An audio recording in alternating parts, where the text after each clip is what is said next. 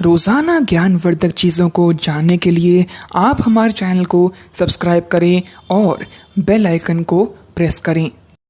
नमस्कार दोस्तों, जय माता दी। स्वागत है आपका हमारे चैनल में। दोस्तों, हिंदू मान्यताओं में सूर्य को जल देने की महिमा बहुत ही विशेष बताई गई है। जी हाँ, बता दें कि वैदिक काल से ही उनकी उपासना होती आ रही है।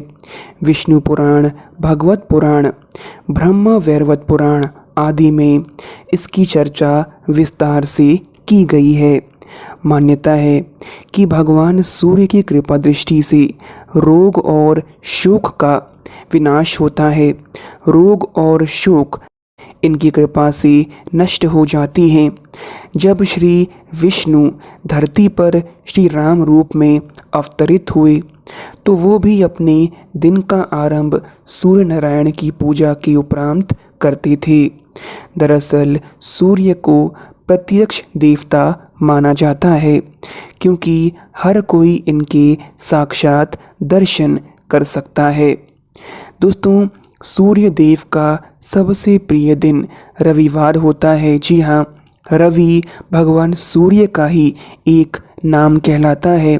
जी हाँ दोस्तों, बता दें कि वैसे तो आपको हर दिन ही सूर्य को जल चढ़ाना चाहिए, लेकिन दोस्तों अगर आप ऐसा नहीं कर पाते तो खासकर रविवार के दिन आपको सूर्य को अर्घ या सूर्य को जल ज़रूर चढ़ाना चाहिए। किसी भी व्यक्ति की कुंडली में मौजूद सूर्य ग्रह को पिता या ज्येष्ठ का दर्जा दिया जाता है। जिस जातक की कुंडली में सूर्य की स्थिति सही ना हो या उनका ताप अधिक हो तो उसे सूर्य को जल चढ़ाने की सलाह दी जाती है। दोस्तों बता दें कि लेकिन कई बार ऐसा होता है कि नियमित तौर पर जल चढ़ाने के बाद भी कोई अपेक्षित परिणाम हासिल नहीं हो पाते। जी हाँ, ऐसे हालातों में इन उपायों से जातक का विश्वास उठने लगता है, जो कि किसी भी रूप में सही नहीं है। हो सकता है आप कुछ ऐसा कर रही हो जिससे यह उपाय विफल हो रहा हो या फिर आपका तरीका सही ना हो। बता दें कि सूर्य को जल देने की परंपरा तो सनातन धर्म से चली आ रही है और वैदिक काल से चली आ रही यह परंपरा आज भी निभाई जाती है। शास्त्रों में कहा गया है कि हर दिन सूर्य को जल देना चाहिए। सूर्य को प्रत्यक्ष देवता माना जाता है क्योंकि हर दिन इनके दर्शन ही हम प्राप्त कर सकते हैं, क्योंकि हर दिन केवल इन्हीं के दर्शन हम प्राप्त कर सकते हैं। बहुत से लोग इस नियम का पालन भी करते हैं, लेकिन इसके भी नियम हैं जिन्हें जानकर सूर्य को आप जल दें तो जीवन के आपके विभिन्न क्षेत्रों में इसका लाभ प्राप्त किया जा सकता है। लेकिन अगर आप नियम अनुसार सूर्य को जल दें तो इसका लाभ आप और भी ज़्यादा प्राप्त कर सकते हैं। दोस्तों बता दें कि ज्योतिष शास्त्र में सूर्य को आत्मा का कारक बताया गया है। नियमित सूर्य को जल देने से आत्म शुद्धि और आत्मबल प्राप्त होता है। सूर्य को जल देने से आरोग्य लाभ भी मिलता है। और दोस्तों, सूर्य को नियमित जल देने से सूर्य का प्रभाव शरीर में बढ़ता है और यह आपको ऊर्जावान बनाता है। कार्य क्षेत्र में इसका आपको लाभ मिलता है। जिनकी नौकरी में परेशानी चल रही हो वह नियमित सूर्य को जल देना शुरू करें तो उच्च अधिकारी से सहयोग आपको मिलेगा और साथ ही आपकी मुश्किलें भी दूर होंगी। दोस्तों, सूर्य को जल देने के नियम के बारे में कहा जाता है कि सूर्य को स्नान के बाद तांबे के बर्तन से आप जल अर्पित करें। यदि आप स्टील के बर्तन से जल अर्पित करते हैं तो वह भी ठीक है, लेकिन जितना हो सके आपको सूर्य देव को तांबे के बर्तन में ही जल अर्पित करना चाहिए, क्योंकि इससे भगवान सूर्य जल्दी प्रसन्न होते हैं। दोस्तों, इसके साथ ही सूर्य देव को जल चढ़ाने का एक समय होता है। सूर्य के उदय होने के 1 घंटे के अंदर यदि आप अर्घ देते हैं तो ये तो बहुत ही शुभ होता है। लेकिन अगर आप ऐसा नहीं कर सकते तो आप चाहें तो सुबह 9 या 10 बजे के अंदर ही अंदर सूर्य को जल अवश्य दे दें। सूर्य को जल देने से पहले जल में चुटकी भर रोली या लाल चंदन भी आप मिला लें और लाल पुष्प के साथ जल दें।